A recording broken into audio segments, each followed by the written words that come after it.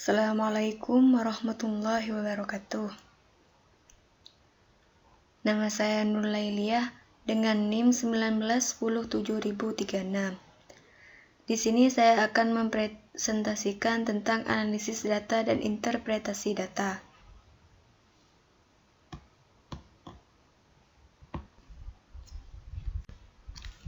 Selanjutnya, analisis data. Analisis data adalah proses penyederhanaan data ke dalam bentuk yang lebih mudah dibaca, difahami, dan diinterpretasikan. Apapun metode yang digunakan, data hasil olahan harus lebih sederhana dari data mentah. Analisis tidak sekedar mengulangi penyebutan angka hasil perhitungan, tetapi mencoba menjawab pertanyaan apa di balik angka tersebut dengan cara melakukan interpretasi. Seringkali digunakan teknik statistik atau cerita naratif dari informan. Mencari dan menata secara sistematis hasil dari pengumpulan data tentang fokus penelitiannya dan menyajikan data untuk orang lain. Membangun ide atas dasar data karena data bukan tujuan, tapi hanya alat untuk memperjelas alur pikiran untuk keperluan generalisasi.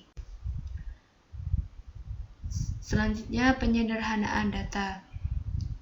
Pada umumnya ada 3 cara yang dipakai untuk menyederhanakan data, yaitu yang pertama melakukan tabulasi, yang kedua menggunakan perhitungan dengan statistik sederhana sampai yang canggih, yang ketiga gabungan keduanya. Terus, penggunaan cara tersebut tergantung pada tujuan penelitian yang sudah dirumuskan dan yang ingin dicapai. Penggunaan statistik adalah menyederhanakan data yang jumlahnya sangat besar menjadi informasi yang lebih sederhana sehingga lebih mudah difahami.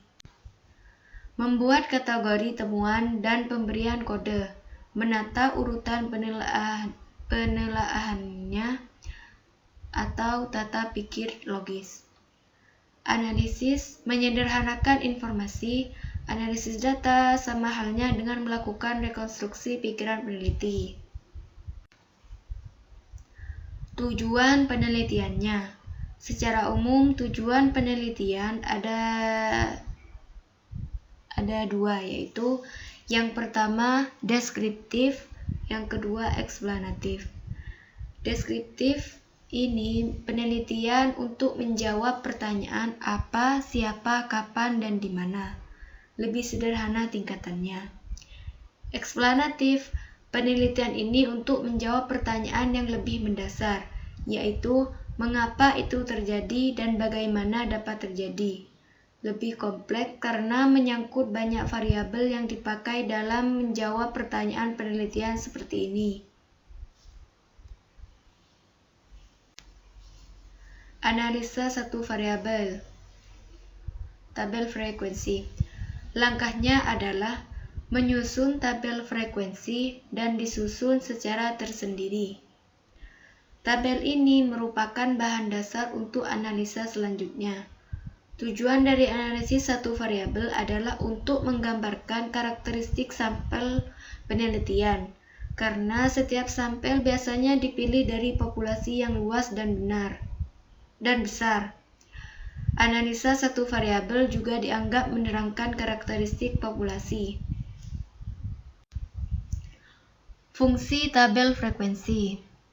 Tabel frekuensi mempunyai banyak fungsi, yaitu yang pertama, mencek apakah jawaban responden atau satu pertanyaan konsisten dengan jawaban dari pertanyaan lainnya ataukah tidak. Yang kedua, memperoleh deskripsi ciri atau karakteristik responden atas dasar analisa satu variabel tertentu. Yang ketiga, mempelajari distribusi variabel penelitian, menentukan kualitas data hasil penelitian. Yang keempat, menentukan klasifikasi yang paling baik untuk membuat tabulasi silang.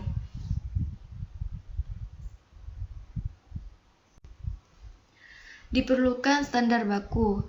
Hal ini dimaksudkan agar supaya peneliti dapat membandingkan hasil penelitiannya dengan yang lain. Tabel frekuensi sebaiknya disusun mulai dari nilai klasifikasi yang terkecil sampai dengan yang terbesar, secara berurutan. Kalau tidak ada urutan klasifikasi, tabel frekuensi dapat disusun menurut besarnya prosentase untuk setiap kategori. Tabulasi. Tabulasi harus dibuat angka relatif atau prosentase untuk menghindarkan salah interpretasi dan bukan angka absolut. Pada tabel silang atau cross tabulasi, aturan yang harus diperhatikan adalah kecenderungannya dan untuk melihat ada tidaknya perbedaan sikap.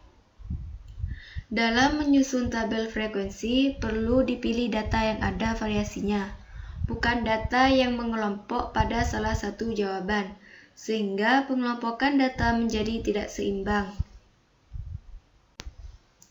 Penggunaan teknik statistik. Peneliti akan melakukan kesalahan fatal jika secara langsung menggunakan teknik statistik, apalagi yang canggih, tanpa mengetahui terlebih dahulu pola distribusi variabel-variabelnya. Jika itu terjadi, maka hasil analisa tersebut tidak berguna bagi interpretasi, karena salah satu asumsi pokok tidak diketahui dan tidak dipenuhi.